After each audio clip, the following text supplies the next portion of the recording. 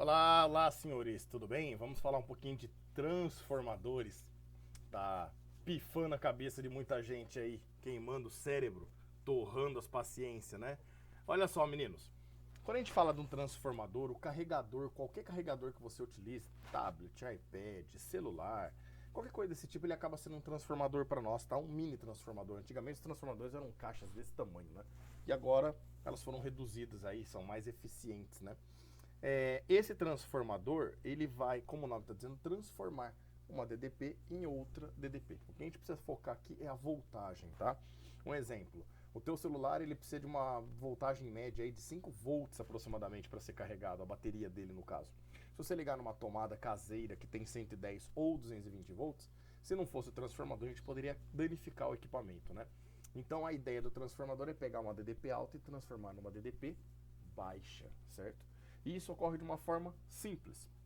Vocês lembram, vocês estudaram já, se você chegou em transformadores, é porque você já passou por toda a parte de magnetismo, onde você já estudou a lei de Lenz e a lei de Faraday. O que a lei de Lenz fala para nós? Ela fala que toda vez que um corpo condutor, então uma espira metálica, ela fica sujeita no seu interior a uma variação de fluxo de campo, não é ter fluxo, é ter variação desse fluxo de campo magnético, né? Esses elétrons percebem essa variação, eles saem do equilíbrio deles, passam a se movimentar, e quando eu tenho carga em movimento, eu tenho corrente elétrica, certo? Quanto mais rápida essa carga for, maior é a minha corrente, porque é a mesma quantidade de carga passando no menor intervalo de tempo, né? Lembra que corrente é fluxo de carga por tempo para nós, né? Lembra do kit? Então, essas cargas se movimentam gerando corrente elétrica, e pela regra da mão direita, a gente consegue, com essa corrente, gerar um campo magnético, que é o chamado campo magnético induzido. Ele é induzido, por que ele é chamado induzido? Porque foi induzido a partir da variação do fluxo de campo no interior daquela espira, certo? De forma que esse campo induzido se oponha à variação do fluxo de campo magnético. Então vamos lá. Imagina um transformador onde nós vamos ter aqui o chamado primário dele. E por que esse é o primário? Porque é onde a gente vai começar. É onde vai chegar a energia para nós, onde chega a corrente primeiramente nesse setor do nosso transformador. Ele é chamado de primário. O outro, obviamente, recebe o nome de secundário para nós, tudo bem? A gente pode usar a nomenclatura 1 e 2 para poder exemplificar quando falar do primário ou do secundário. Imagina que esse primário ele esteja ligado aqui entre os potenciais A e B da nossa tomada, né? Na nossa rede elétrica do nosso dia a dia aí nas nossas residências, certo? E vamos supor que pelo potencial A, que é o maior potencial, entre uma corrente elétrica, que eu vou chamar de I. Olha que bacana. Pelo fiozinho enrolado aqui no nosso metal, então ó, esse cara aqui é um metal. É o nosso chamado ferro magnético. O que é o ferro magnético para nós mesmos, senhores? Ferro magnético é aquele que tem spins, assim como um ímã, tá? Um ímã também é formado por spins, né? Esses spins, na verdade, são os nossos elétrons, o movimento de rotação dos nossos elétrons. Tive uma falha aqui, perdão, mas voltamos aí, ó. Então, os spins é um movimento de rotação dos nossos elétrons e ele acaba por esse movimento gerando uma polaridade norte e sul magnética, né? O que é um ferro magnético? É como se fosse um ímã. Ele também tem seus spins. Só que os spins do ímã são todos orientados, todos para a mesma posição. Todo mundo com o polo norte lá tem o polo norte voltado para o mesmo lado e o polo sul para o mesmo lado. Por isso que a gente tem polo norte e polo sul como resultante no ímã. E por isso que você pode cortar o seu ímã em vários pedaços, quanto você quiser. Ele sempre vai manter o polo norte e o polo sul, porque os spins são indivisíveis. A gente não vai conseguir cortar um elétron, né? Então, cada vez que você corta o seu pedaço, você fica com todos os spins orientados norte e sul, norte para cima, sul para baixo. Ele mantém a polaridade dele. Já o ferro magnético, senhores, os spins, eles são desorientados. Então tem um spin apontando para a esquerda, outro tá apontando para a direita, outro tá apontando para baixo, um apontando para cima, tá tudo desnorteado. E aí você não consegue ter uma polaridade fixa, né? Você tem polaridade para todos os lados, então a intensidade desse campo fica muito baixa. A gente fala que em ferro magnético a imantação dele é praticamente zero.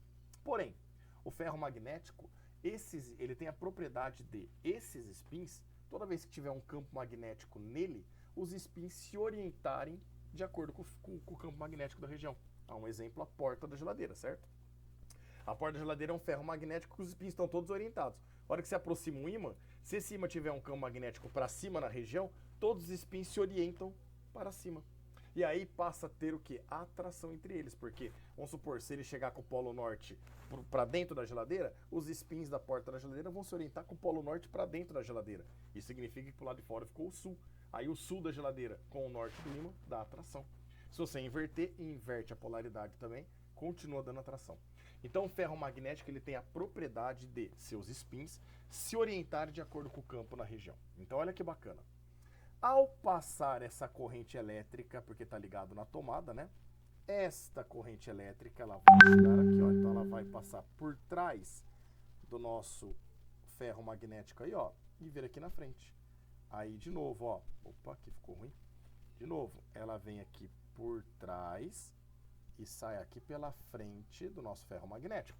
Então essa corrente está girando, se acompanhando essa espira metálica, até que, num determinado momento, ela vai dar a sua última volta nessa espira e sair aqui por trás do nosso ferro magnético, do nosso transformador, voltando, obviamente, para o menor potencial.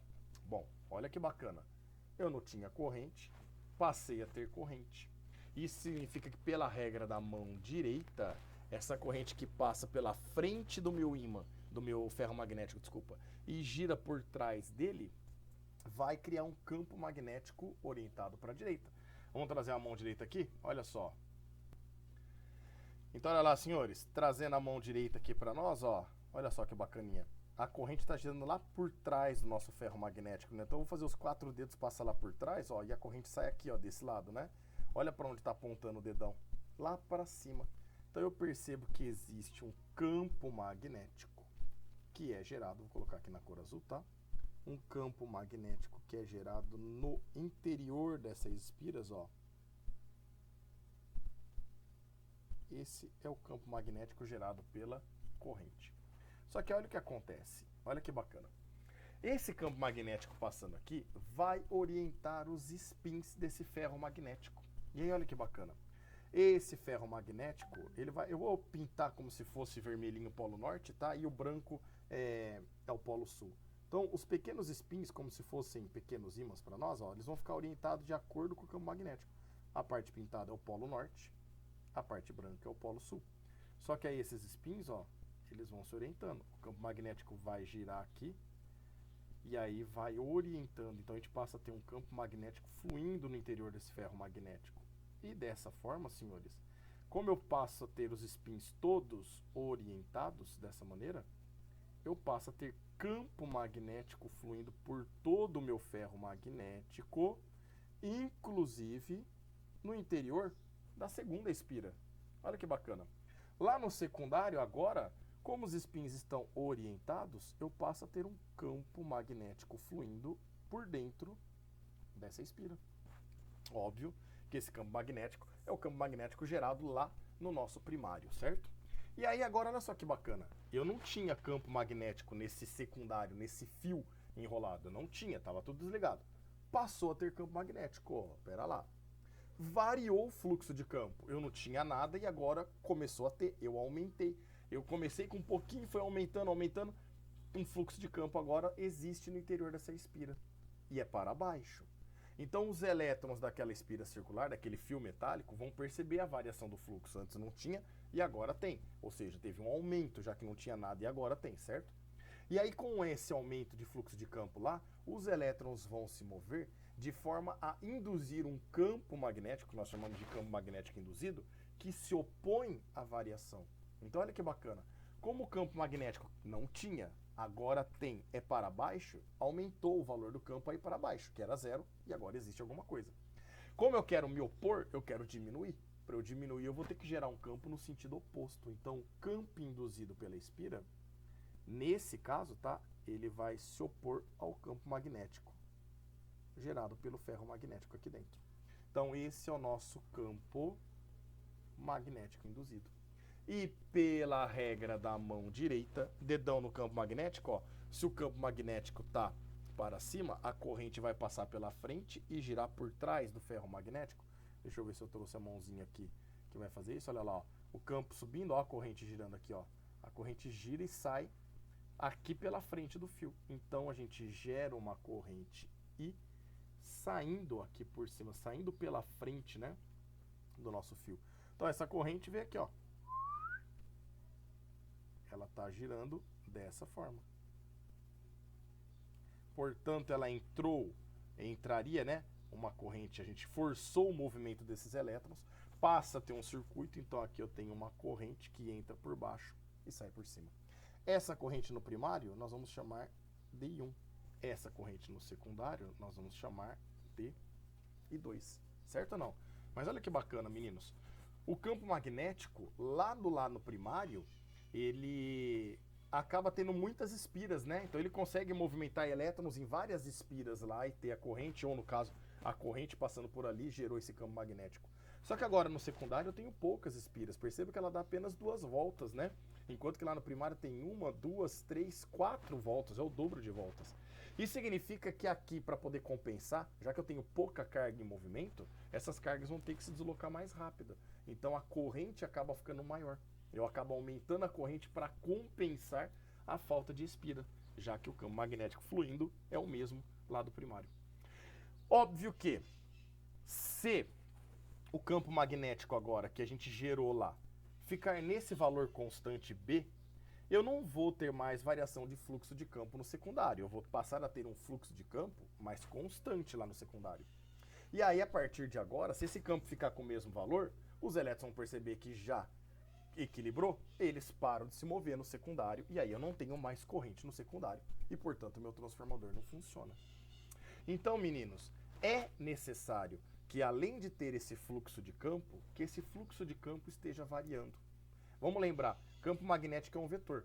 O que eu consigo variar nele para que o vetor seja diferente? Eu posso variar o valor dele, ou eu posso variar a direção dele. Eu vou ter que mexer nessas duas grandezas. Direção e sentido, né, no caso. Então, meninos, para que tudo isso consiga funcionar apropriadamente, eu preciso que, de duas, uma, ou esse campo magnético aqui altere o seu valor. Vamos lembrar? Vou colocar aqui no cantinho, ó. Campo magnético gerado por espira circular, né? É o μI sobre 2 vezes o raio. Pião, mas aí é como se fosse uma bobina chata, né? Porque são várias espiras, é verdade. Então a gente multiplica por N, que é o número de espiras que eu tenho aí. Mas, meninos, se você for calcular para uma espira, dá para analisar da mesma forma. Se você for querer lembrar do campo gerado por fio retilíneo, que é o μI sobre 2πd, também dá certo do mesmo jeito. O que vai mudar aqui para nós, ó, o que pode fazer com que o campo magnético aumente ou que a intensidade desse campo magnético diminua é a corrente elétrica. Uma corrente elétrica menor vai gerar para nós um campo magnético menor. Uma corrente elétrica maior vai gerar um campo magnético maior. Lembrando que essa corrente que eu estou analisando é sempre no primário, porque é a partir dela que nós vamos conseguir gerar algo no secundário, certo? Então olha que bacana. Uma maneira que nós temos de poder variar o fluxo de campo, então não apenas ter fluxo de campo, mas variar esse fluxo, porque lá no secundário eu preciso dessa variação. Se o meu fluxo ficar constante, os elétrons não vão se incomodar, não vão se movimentar e não vai ter campo induzido e, portanto, eu não tenho corrente induzida. Para poder ter a corrente induzida pela lei de Lenz, eu preciso ter variação desse fluxo. Então, uma maneira de eu variar o fluxo é variando o valor dessa corrente. Certo ou não? Ela pode aumentar, ela pode diminuir, pode aumentar de novo, pode diminuir, pode aumentar de novo, pode diminuir. Desde que ela esteja variando, ela vai ter variação de fluxo e o transformador funciona para nós. Eu falei que de duas umas. Primeira, variar o valor da corrente. O segundo, senhores, é inverter o sentido da corrente. Se a gente inverter o sentido da corrente, tudo que eu desenho ali inverte. Então, ó, se a corrente, ao invés de entrar por A e sair por B, se ela resolver agora entrar por B e sair por A, o campo magnético que era para cima vai ficar para baixo. Então, lá do outro lado, no secundário, o campo que era para baixo vai ficar para cima. O induzido, que era para cima, fica para baixo. E a corrente que entrou por baixo e saiu por cima, vai inverter. Entrar por cima e sair por baixo. Inverte a causa, inverte o efeito. Não precisamos ficar fazendo isso daqui e falando a respeito disso. Mas olha que bacana. Se a corrente inverter o sentido dela, eu acabo invertendo o sentido do campo. Mesmo que eu não mude o valor, era 10 Tesla para cima, agora vira 10 Tesla para baixo, o fato de mudar o sentido, mudou, ele teve que variar a direção. Eu variei o fluxo de campo, porque eu vou ter que inverter tudo. E se eu estou invertendo, eu estou variando. Então, meninos, obrigatoriamente um transformador, nós vamos ter que trabalhar aqui com a chamada corrente alternada, a chamada AC, né? Que eles abreviam no inglês, corrente alternada para nós. O que é a corrente alternada, meninos? A corrente alternada, ela é o que nós temos na nossa casa, na nossa residência, no nosso dia a dia, no prédio, qualquer lugar que você for, no comércio, num shopping, você liga na tomada, essa corrente que tem para nós é uma corrente alternada. Ela oscila, não só o valor dela, mas o sentido dela também. Os elétrons, eles não andam num sentido apenas, eles andam oscilando, ó. Aí eles acabam oscilando mais para um lado do que para o outro, mas eles acabam oscilando. A corrente elétrica é dessa forma que se move. Mas por que a nossa corrente gerada é alternada? Por quê, meninos? Tudo que nós explicamos aqui de transformador agora é o princípio, só que no sentido contrário, na hidrelétrica. Na hidrelétrica, olha o que acontece para nós lá. Na hidrelétrica você tem, por exemplo, a energia potencial gravitacional da água que cai por um duto e gera energia cinética. Essa energia cinética bate numa turbina e faz essa turbina girar. Não vem ao caso agora, não importa como, mas de alguma maneira, ali tem um ímã, obviamente, tem um material imantado para nós ali, mas de alguma maneira existe uma espira e um ímã. E essa turbina faz ou a espira ou o ímã girar. E aí, dessa forma girando, você coloca o ímã em posições diferentes em relação à tua espira. O campo magnético dela vai mudando a posição. Às vezes muda o sentido, às vezes se afasta, às vezes se aproxima. E dessa forma você vai variar o fluxo de campo no interior da sua espira. E aí, dessa forma, você vai ter corrente elétrica induzida e, consequentemente, campo magnético induzido para nós. Então, a hidrelétrica, ela acaba variando o campo magnético dela, lá dentro dela ainda, da hidrelétrica. Ela ora aponta para um lado, ora aponta para o outro, ou ora ele está mais intenso, aí depois menos intenso, e ele vai variando, só pelo fato de aproximar ou afastar o ímã, ou inverter esse ímã, fazendo com que o campo magnético inverta no interior da espira. E dessa forma, a nossa corrente a todo momento está mudando. Ela tem hora que vai ter um valor maior, valor menor, às vezes ela tem um sentido, às vezes ela tem outro sentido. E a gente gera essa corrente, a chamada corrente alternada. Então, somente com corrente alternada que eu vou conseguir fazer com que esse processo aí do nosso transformador funcione. Por quê? Se a minha corrente for alternada, entra a corrente aqui, beleza, mas entra um valor, de repente entra um valor menor. Se entra um valor menor, esse campo magnético que gerou aqui, que está girando no nosso ferro magnético, ó, ele vai perder intensidade. Peraí, lá no secundário, esse campo magnético perdendo intensidade, diminuindo o valor dele, ele está variando. E se eu tiver variação de fluxo, eu vou ter corrente induzida e, portanto, o transformador funciona. Mas, de repente, a corrente que entra aqui, ela aumenta o valor. Então, aí o campo magnético, como tem maior corrente, gera mais campo, um campo mais intenso. E aí, esse campo mais intenso vai estar aqui no nosso ferro magnético, porque vai orientar esses spins com mais intensidade. E aí, se esse campo magnético no interior da espira aumenta, esses elétrons vão perceber a variação. E aí, eles vão induzir o campo magnético induzido e vai ter corrente induzida. Meu transformador funciona. Mas, de repente, lá na hidrelétrica, a corrente inverte o sentido. Não é que ela muda o valor apenas, mas ela inverte o sentido. Se ela inverter o sentido, eu vou inverter o sentido desse campo magnético aqui, ó. E aí, consequentemente, eu vou inverter o sentido dentro do ferro magnético e lá no secundário. Variou o fluxo, portanto, eu tenho corrente induzida. Então, a gente só consegue trabalhar com transformador quando tem corrente alternada. Peão, aonde eu vou ter corrente contínua, então, que não serve para transformador? Corrente contínua vem de bateria, de pilha, que são elementos que estão limitados ali, ó. É uma energia química que transforma aquela corrente e movimenta ela sempre no mesmo sentido e com o mesmo valor. Então, corrente contínua. Se eu colocar corrente contínua aqui, ó, eu vou ter um valor de corrente. A hora que eu ligar, o transformador funciona. Por quê? Porque eu não tinha corrente e agora eu tenho. Só que ele liga e aí essa corrente fica sempre com o mesmo valor e com o mesmo sentido. Mesmo valor e mesmo sentido. Então ele gera um campo de mesma intensidade. Chega aqui no secundário, o campo tem a mesma intensidade. Tem fluxo de campo, mas não está variando. Aí os elétrons se equilibram, ficam girando apenas ao redor do átomo, porque não tem necessidade de ter que movimentar as cargas para gerar um campo induzido, já que o fluxo de campo é constante. E, portanto, eu não tenho corrente elétrica aqui, o meu transformador não está funcionando. Belezinha, meninos? Aí, só para a gente complementar, as equações que nós vamos trabalhar aqui são muito simples. Considerando perdas de energia, porque a gente sabe que o transformador vai esquentar, então dissipa energia em calor, eu vou poder falar que a energia fornecida de um lado vai ter que ser a mesma do outro. Nada se cria, nada se perde, tudo se transforma. E no mesmo intervalo de tempo. Se eu colocar o transformador para receber energia durante 2 horas, ele vai gerar energia durante 2 horas, certo? Então eu vou poder falar energia por tempo e potência, né? Então olha que bacana. Nós vamos poder falar que a potência no primário e a potência no secundário são iguais. Lembram do pio? Então a gente vai colocar aqui, ó, potência é a corrente vezes DDP. Então a corrente no primário vezes a DDP no secundário, no primário, é a corrente no secundário vezes a DDP no secundário. E aí a gente vai ter uma relação, ó, que a corrente I1 no primário dividido pela corrente I2 no secundário, então eu peguei o I2 aqui, ó, passei dividindo, é igual a DDP no secundário e o primário aqui passa dividido pela DDP no primário, que acaba sendo diretamente proporcional a DDP, tá? Ao número de espiras no secundário dividido pelo número de espiras no primário. A única coisa que é inversamente proporcional é a corrente, como eu disse lá no começo, né?